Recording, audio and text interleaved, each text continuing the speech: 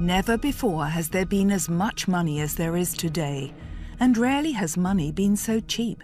And yet the central banks continue to pump money into the world. We're being flooded by trillions of dollars and euros. It can't go on forever. It's a ticking time bomb. It's never been easier for investors to get their hands on cheap money. Running up debts is practically free of charge. Organizations are just borrowing large amounts of money from each other and then using that to make money by lending it to others, who are using that to lend it to others. A snowball system that lets the rich become even richer. Savers, on the other hand, are losing billions every year thanks to low interest rates. If you just open a savings account, it's almost like burning money. This deluge of money has created deals worth billions. Companies are bought and sold for vast sums because loans are cheap. The employees become the pawns of the speculators. The question is, where's all this money going?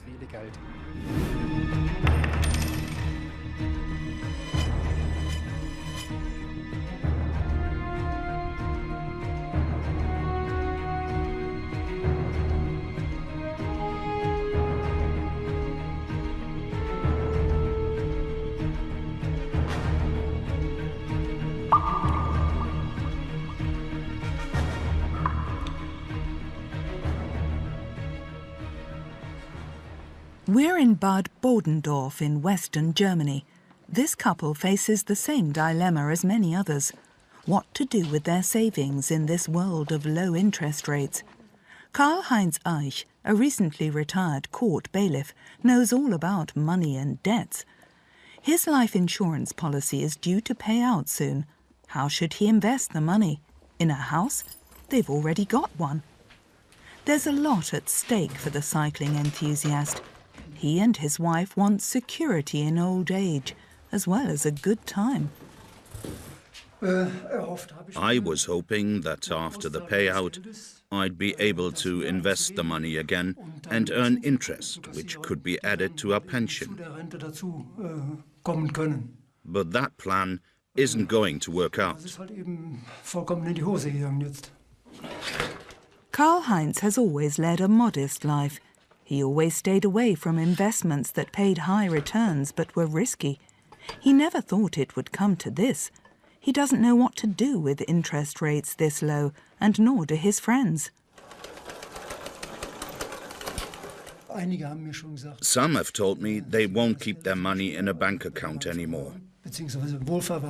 Instead, they'll deposit it as physical cash in a safe.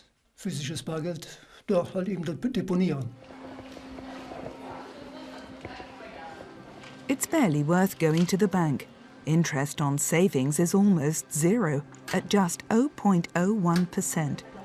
That means that he gets 1 cent for every 100 euros per year. What's happening with his money?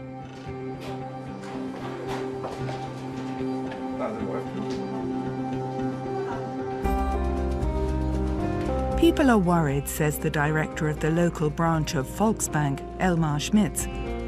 Although there hasn't been a run on the safe deposit boxes yet, there have been more requests to keep money in cash or gold.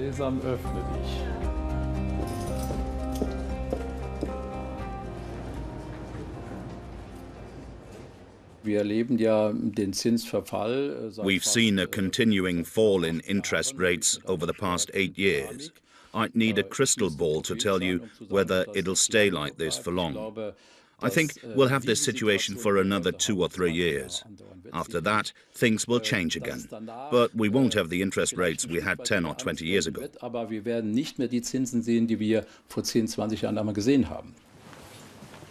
The manager knows who he blames for these low interest rates: the European Central Bank. The remit of the ECB is clear: price stability. It uses the base rate as its tool to deliver that, and it's been lowering the base rate steadily ever since the financial crisis, down to zero. Savers are left by the wayside, but countries with high levels of debt, such as Greece, are able to get their hands on cheap money. So too can ailing banks in southern Europe. The cheap money is supposed to fuel growth. By buying government bonds, the ECB has pumped additional trillions of euros into the markets. Otherwise, the system would face potential collapse. The price of all this is a deluge of money. The money has to go somewhere, into shares and real estate, which continue to rise in price. The result is a massive concentration of wealth right at the top. Bill Gates, the world's richest man, has a fortune of 65 billion euros. That's the market value of his shares. To compare, the total value of all of the world's cash is less than 100 times that amount, 5 trillion euros. The value of all goods and services created every year around the world is 75 trillion euros. That's the real economy. The world's debts are far higher than that. States, businesses and private individuals all have debts. A world living on credit. 705 trillion, that's the value of all derivatives, the speculative financial bets on the future. They've got almost nothing to do with real goods anymore. To recap, this is the fortune of Bill Gates.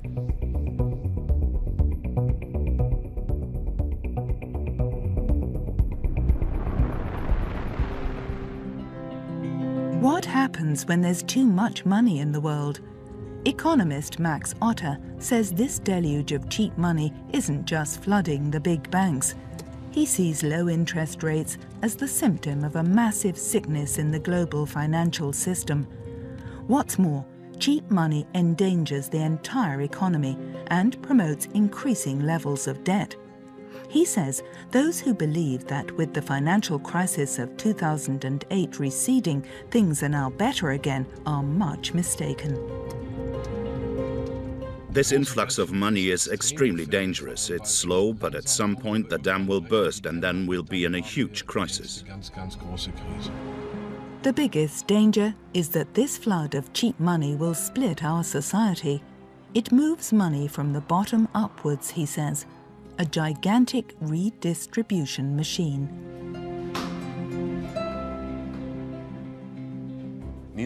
Low interest rates are demanded by many economists. They mean that states can borrow on the cheap. States can take on more debt. It also means the rich can do the same and often without any liability if they default. If I, as one of the super rich, buy a business, then I'm only liable to the extent of my holding, not with the rest of my wealth. That's a blatant injustice compared to middle-class families and regular people with home construction loans. This flood of money doesn't just save states and banks, it also favors the rich, who use this cheap money to buy shares, companies and real estate with rapidly rising values, while the financial investments of ordinary people lose value. The middle classes have savings and insurance policies, and these investments are the losers in a low interest rate world. Poorer citizens suffer because real estate prices are going up and therefore rents too.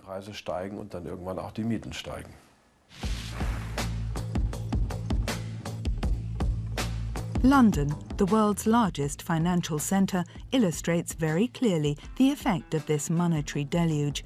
Trillions are traded here. 300,000 employees in the financial sector are trying to turn money into even more money. London's own real estate prices are skyrocketing. All the major banks have offices here. This is where the money of the world's rich is invested. Roman Borisovich knows the scene well. There are neighbourhoods where millionaires are being pushed out by billionaires. Borisovich is fighting against a sell-off of the City of London to speculators. Together with colleagues, he has researched the anonymous owners of several properties. As a former banker, he's familiar with price developments.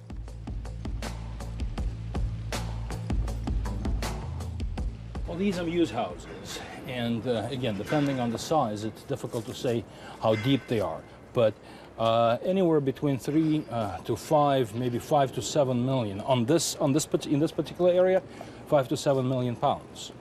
Now, if you think about mews houses, this is a family place.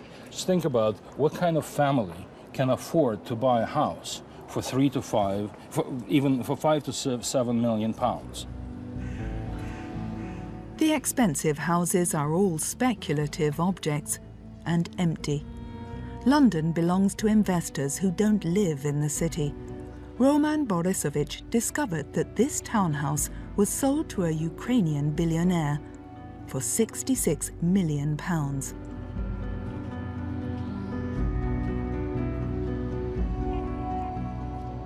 On paper, the mansion is owned by a shell company. Right now, there is an excess of 40,000 properties in London that are owned by anonymous offshore corporations, meaning that we don't know who the owners are. They could be decent people, they could be mafia. Therefore, we suspect that a lot of this money that came through London, that exploded prices here, is actually of dirty origin. There's construction underway everywhere. Speculating with real estate is the big game in town. Trillions of euros from Russians, Germans, Chinese and Indians have poured into London.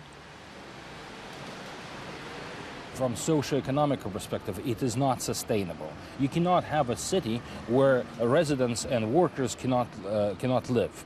You know, this is the problem with bubbles, is that nobody knows when they're going to burst. But London doesn't have a monopoly on real estate bubbles. They now exist in cities around the world. If a real estate bubble were to burst, sure, it would hit the wealthy who are invested there. But they have a diverse investment portfolio. They seize opportunities around the world. If the real estate bubble in Munich were to burst, they'll be in Rio or Tokyo. They can act globally, but the middle class can't. As seen in the financial crisis of 2008, the middle class is hit while the rich get richer in times of boom and bust. Not much has changed.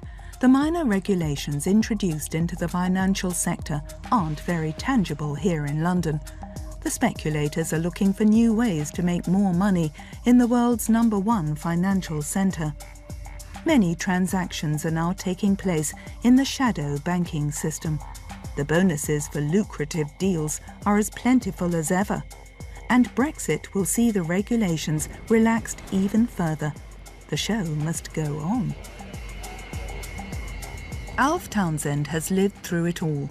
He's been driving a taxi for 54 years, chauffeuring bankers and brokers around the city. Dealing in the world's trillions has become the trump card of the British economy, he says optimistically. It's beneficial to London. I think it's various people who invest whatever part of the world they come from. If they want to invest their money in the city, that's good for the British economy, yeah? He too has profited, but in exchange Alf has to live far outside the city centre. £1 million for a single-room apartment? No ordinary local can afford that. There's not many Londoners, apart from us old people, who still live in London. Most of them have sold their houses, as I was saying earlier, bought their houses off the council, made a fat profit, sold it and moved out to a suburban hideaway, yeah?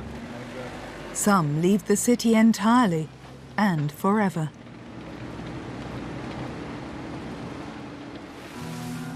Geraint Anderson was one of London's financial stars. He now lives in Wales. He paid the same for his farm as he would have to pay for a tiny single-room apartment in downtown London. But that's not the only reason why he came here. He's had enough of the financial excesses. The city is full of greedy, ruthless, clever people. And if they put a bit more regulation, a little bit more compliance, some restrictions, these guys work out how to game the system to make sure that it benefits them.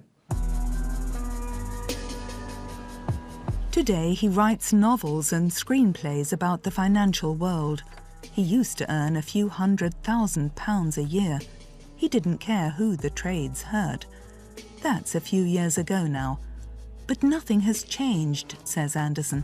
The system rewards those who make fat deals at the expense of others.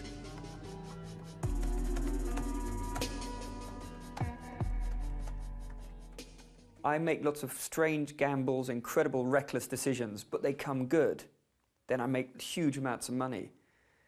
If they go bad, maybe I lose my job, but that's the only downside. So this is what is called an asymmetrical risk. It encourages short-term gambling.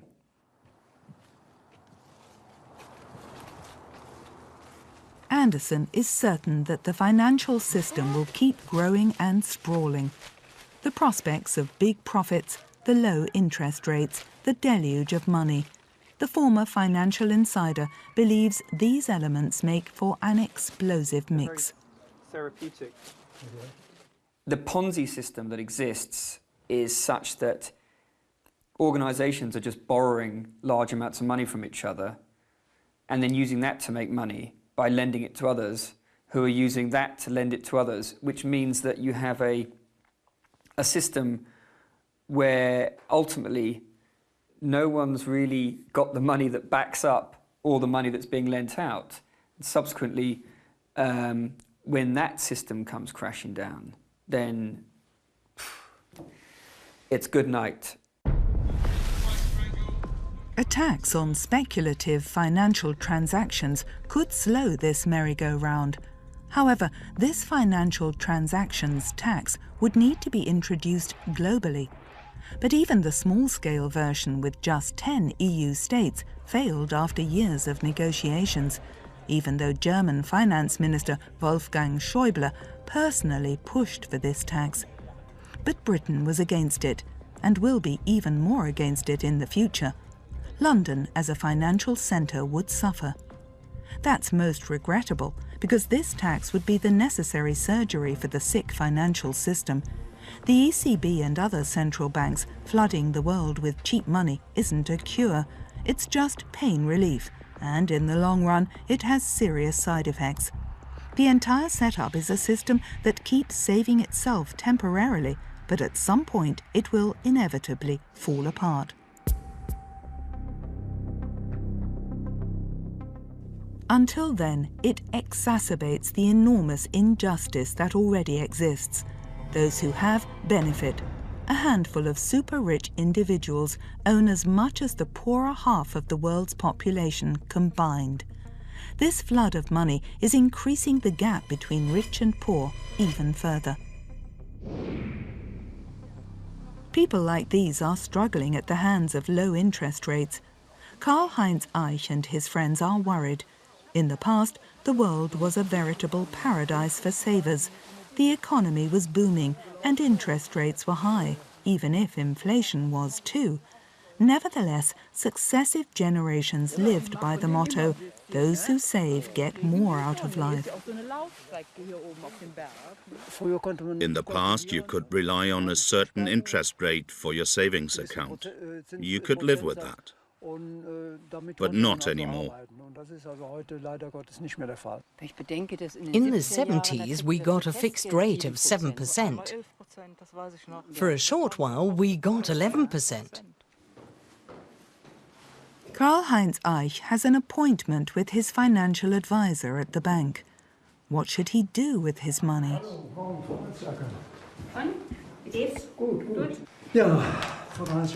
We have this account, and next year a life insurance policy will mature. What can we do with this money?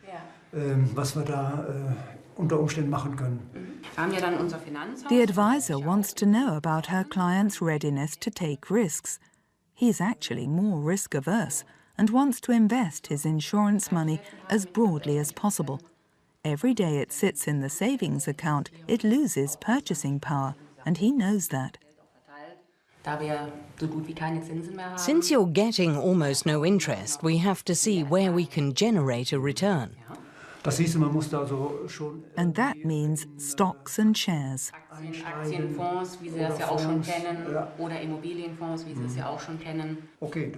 Investing more in property bonds and shares? That's what his bank advises. What else can he do in times like these? I don't feel uneasy or really comfortable with the idea, although I've generally had positive experiences to date. Shares, property bonds, higher risk? Whether he likes it or not, Karl-Heinz Eich has to participate in the game of the big financial world. It's an industry in party mood. Big companies are buying up competitors thanks to low interest rates, thereby increasing their share value. Only shareholders benefit from this strategy, and they tend to be affluent. German chemical giant Bayer bought American seed supplier Monsanto, for example, for 65 billion euros.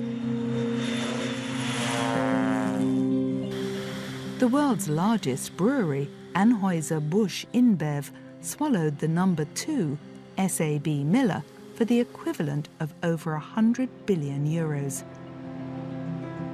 And software giant Microsoft bought professional networking site LinkedIn for 26 billion. Companies as the playthings of international financial interests. A less prominent case, WMF has been based in Geislingen in southwest Germany since the mid-19th century. It's a brand with a world-class reputation. WMF manufactures cutlery and coffee makers. It used to be in the hands of German owners and shareholders. Its operations meant security for thousands of families. Then the financial gamblers set their sights on WMF. The company has changed owners 3 times in the past 11 years. Every time it's sold, the price goes up enormously. At the same time, wages and working conditions have worsened. There were massive protests. When the company was taken over by French group SEB, Martin Purschke hoped things would finally get better again. He's on his way to a WMF works meeting on behalf of the IG Metall labor union. He thinks it's symptomatic of today's age how easily a deal worth billions is made. The investors at the big banks can get their hands on cheap money, no problem. The new owner paid 1.6 billion euros. It's so easy for investors to buy and sell businesses and achieve huge profits. You'd never achieve that through a company's day-to-day operations. The question for me is, to what extent is it harmful when jobs become a pawn in this game? Inwieweit es schadet, zu was für einem Spielball auch die Arbeitsplätze werden.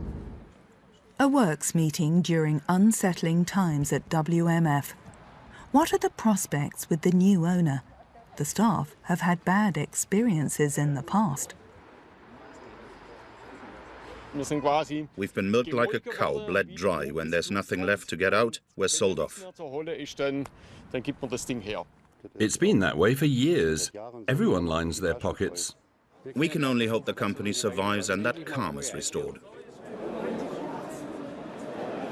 At least the employees are told today that the new buyers do not intend to cannibalize WMF further before selling it on. But union representative Martin Purschke knows the only way such deals can be paid for is through extremely low interest rates on loans. The deal at WMF went as follows. New York-based equity firm KKR bought WMF for around 660 million euros via a subsidiary located in a tax haven. KKR used 100 million of their own capital and borrowed 560 million from banks. 4 years later, KKR sold WMF to French household equipment maker SEB for 1.6 billion, a deal supported by very low interest rates. KKR made a profit of 940 million euros after repaying the loan and investing just 100 million of its own capital. That's a return of more than 800%, a lucrative deal, but only for KKR shareholders. Möglich ist es deswegen. That's possible because at the moment there's enough money on the global market. Other investors are able to pay such prices. If the money weren't there, they wouldn't be able to shift such volumes. Solche Volumina gar nicht gestemmt werden. Loans for almost nothing. That's the flip side of the money deluge. Financial investors do deals with huge sums that would have been unthinkable in the past in a regulated financial system. Today, many wish for a return to those times. The deregulation of the financial world has a long history.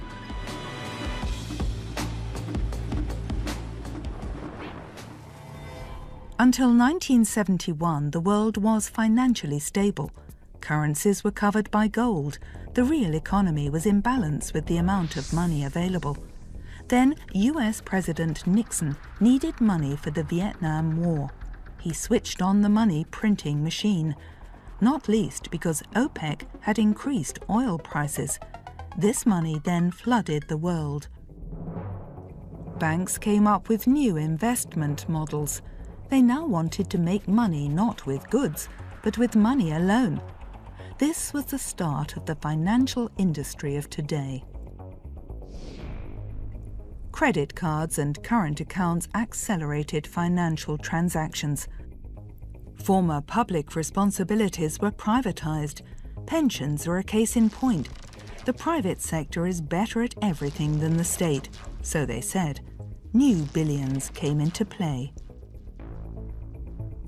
In the 1980s, Margaret Thatcher deregulated the banks in London. Bill Clinton did the same later on Wall Street. Chancellor Gerhard Schröder in Germany then also bought into the deregulation philosophy. Money was to earn money and thereby create growth. The global casino was open for business. The path of liberalization was a mistake. It's the wrong word, too. If you deregulate markets that need to be regulated, then you create chaos. You unleash an avalanche of money onto the world. You can call that liberalization, but it was a policy that benefited only a few people, namely the rich. It has caused a lot of problems for the world. The liberalization, or deregulation, allowed the deals of the banks to explode. They now acted internationally. Major banks have become investment establishments that fund huge deals. More and more money goes into speculation. That's where the big money is made. This has less and less to do with the real economy. Are the central banks alone responsible for this influx of money? Or where does it all come from? Economics students in Siegen, Germany, are investigating just that. What do people know about the origin of money? That's what they want to find out. We're from the University of Siegen. We're doing a research project about money. What does money mean to you? You can't do anything without money. Where does the money come from? Not from me, that's for sure. How is money made? Through work, of course. I'm not sure. In banks. By the state. I couldn't tell you. The responses were sobering. It was really varied. A lot of people had no response at all. Some said the bank or that it's just printed, and some mentioned manipulation. But most had no idea. For years, financial expert Helge Peukert has been annoyed that money plays almost no role in economics. Many consider it just a neutral means of exchange. It's strange that it's not just the public who are in the dark. The students' street survey demonstrated that well enough.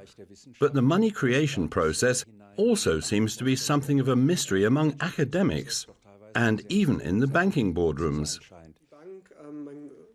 The banks are silent for a reason. They would have to explain to their customers that these days it's them creating the money and them benefiting hugely as a result. As Peukert explains, money isn't neutral after all. It's not the central banks, but private banks that generate most of this new money. a process also known as deposit money creation. Money is created when someone goes to a bank to take out a loan. The bank opens an account and issues the funds. It's then in a contract with the individual who's taken out the loan. The bank hopes that person will pay it back someday. That means the original impulse to create money comes from private banks.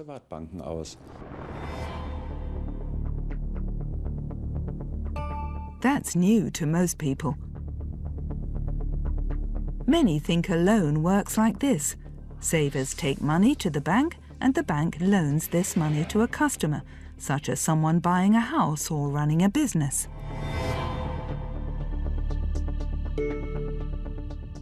But that's not the case. If someone has savings, their money is parked in a savings account. The advantage for the bank is that person can't just take it out. When the bank issues a loan, it's created from nothing.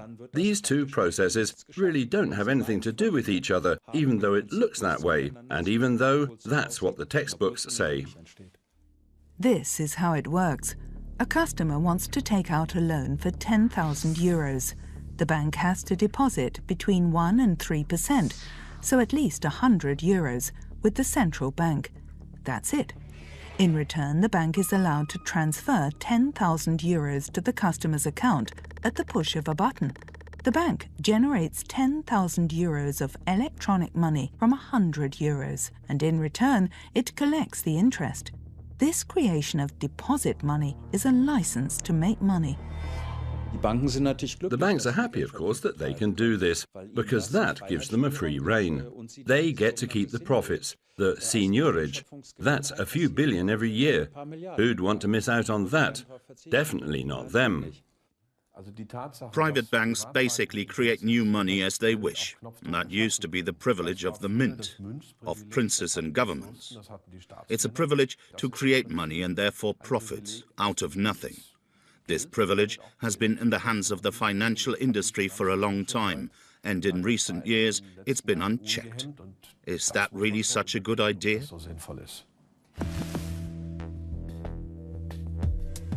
The big banks in particular have massively increased the money deluge in this way. As a way of imposing more controls on the financial system again, private banks could be deprived of the privilege of creating money. Developments are already underfoot in Switzerland. Zurich is a popular location with banks. There's an initiative here that advocates reining in the Swiss banks. In future, it says, only the national bank should be allowed to create money, not private banks anymore. The initiative is fighting for fully backed money and an end to the privilege of big banks to generate electronic money at the push of a button.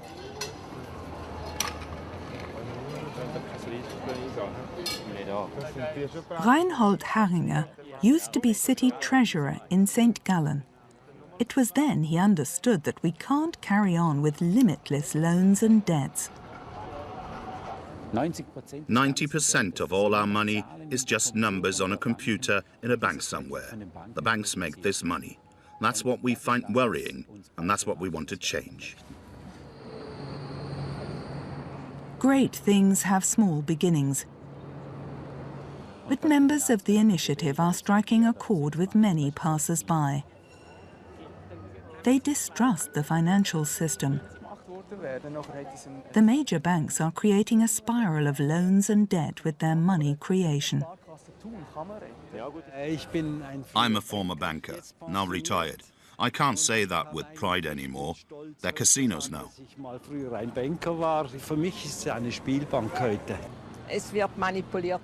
The manipulation happens everywhere. We and the future generation are being robbed. At the moment, it's primarily the big banks who are pocketing the profits of this money-making enterprise. The Swiss initiative wants these billions to benefit the country's citizens by only allowing the national bank to create money. We want to take away the right of banks to create money, but we're not taking away a line of business. They'll still be allowed to lend money and manage assets and oversee financial transactions. The banks get to keep all of that. They want their national bank to play a key role in the future.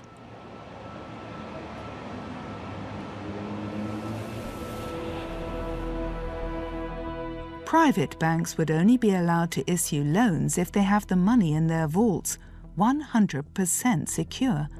Private banks would not be allowed to create deposit money anymore, and the profits from this privilege would also benefit the national bank. The general public are the winners. The national bank is obligated to look after their well-being.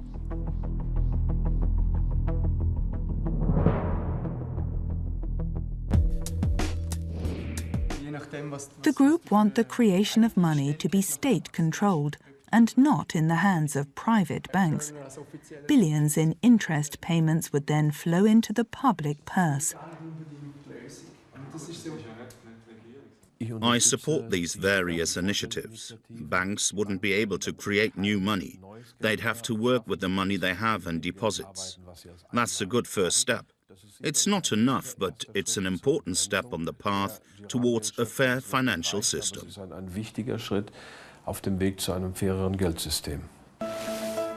It appears absurd. On the one hand, the world is flooded with cheap money, but at the same time, some places have none. The places that don't offer big profits right away, but that in the long term would benefit the future of our society.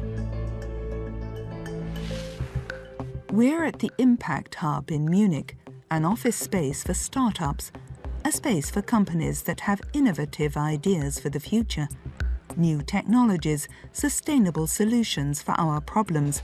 But there's no money here.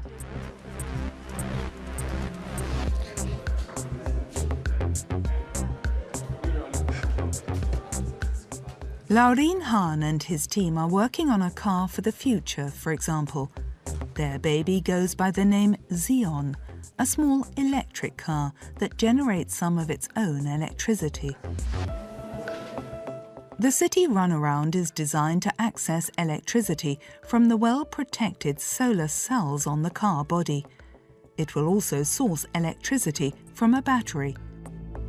It's an inexpensive and highly eco-friendly electric car. Developing the Xeon costs money, and no bank wants to stump up this money, says Laurin Hahn. Startups like his don't stand a chance of getting a loan from a bank, even though there's more than enough money available. Banks are out of the question. We're too risky. Banks prefer to invest in infrastructure or the like, something that's long-term and safe, where the loan is secured. If our company goes bankrupt, they have virtually nothing they could recoup. Laurin Hahn had to collect money from private donors online, venture capital. No loans for their projects. That's the central issue for young entrepreneurs. They can't get their hands on any of this cheap money. At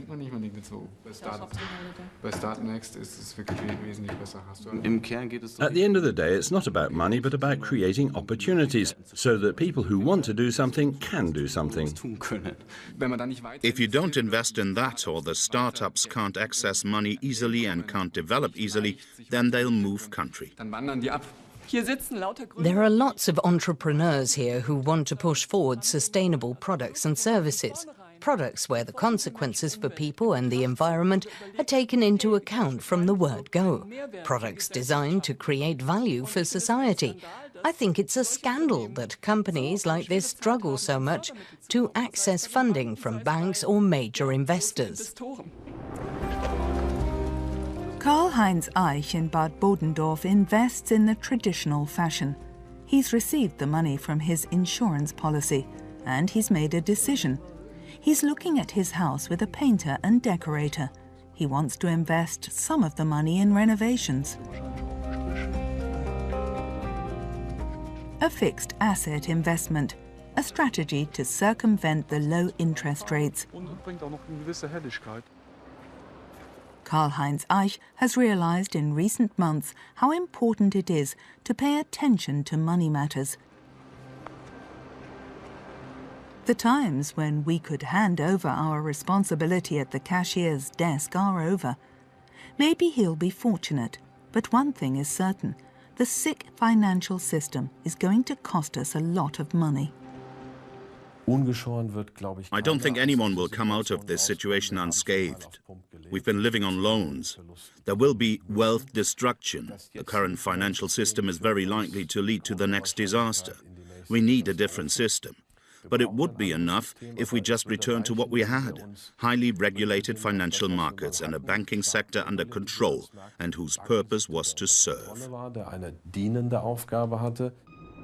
We have to rein in the world's financial system, but exactly the opposite is happening in the United States under Donald Trump. To make the system safer for people, a system like that envisaged by the Swiss initiative could be one building block. In particular, states have to reduce their massive debts. It's the only way we can curb this deluge of money and break through the spiral of loans. That's also why we need international debt conferences, where states mutually waive their debts. It's us, the people, who foot the bill.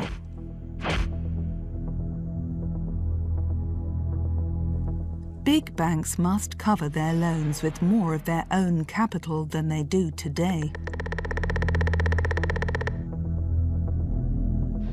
There needs to be a global tax on financial transactions, and money needs to go to places where it benefits society for our future's sake.